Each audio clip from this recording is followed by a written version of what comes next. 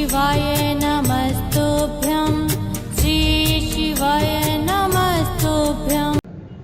सुंदर पार्थिव शिवलिंगों का पूजन का महत्व हमारे यहाँ शिव महापुराण में वर्णन किया गया है। शिव महापुराण के पार्थिव पूजा महत्व में गीता प्रेस गोरखपुर की शिव महापुराण के 73वें पृष्ठ में भगवान शंकर के पार्थिव लिंग का पूजन का महत्व बताया गया है। आओ आज हम पाठ में भगवान शंकर के पार्थिव पूजन के महत्व को समझते हैं। सूत जी बोले, महर्षियों, पार्थिव लिंगों की पूजा कोटि कोटि यज्ञों का फल देने वाली है। कलयुग में लोगों के लिए शिवलिंग पूजन जैसा श्रेष्ठ दिखाई नहीं देता है।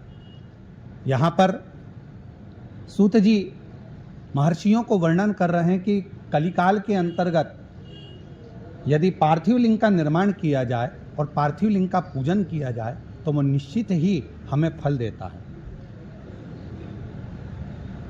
वैसा दूसरा कोई साधन नहीं है। यह समस्त शास्त्रों का निश्चित सिद्धांत है। शिवलिंग भोग और मोक्ष देने वाला है। जब हम भगवान शंकर का पार्थिव लिंग का पूजन करते हैं, किसी कामना से करते हैं, किसी कार्यवश करते हैं, मोक्ष की प्राप्ति के लिए करते हैं, तो शिव महापुराण की कथा कहती है कि वो प्रत्येक कामना को पूर्ण करता है।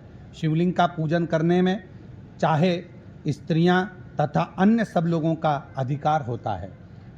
हम ज़्यादातर लोग कहते हैं कि स्त्रियां शिवलिंग का पूजन नहीं कर सकती या भगवान शंकर का अभिषेक पूजन नहीं कर सकती, पर यहाँ पर स्वयं सूत जी बोल रहे हैं कि शिवलिंग का पूजन करने में स्त्रियों का तथा अन्य सब लोगों का अधिकार है।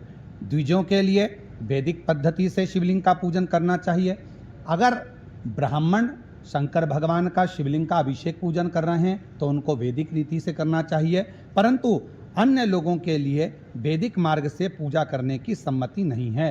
यदि साधारण व्यक्ति है, कोई अन्य व्यक्ति है, जिस भाव से भगवान शंकर के पार्थिव लिंग का पूजन करना है वो कर सकता है। उसमें उसको जरूरी नहीं कि वैदिक पद्धति से ही करेगा।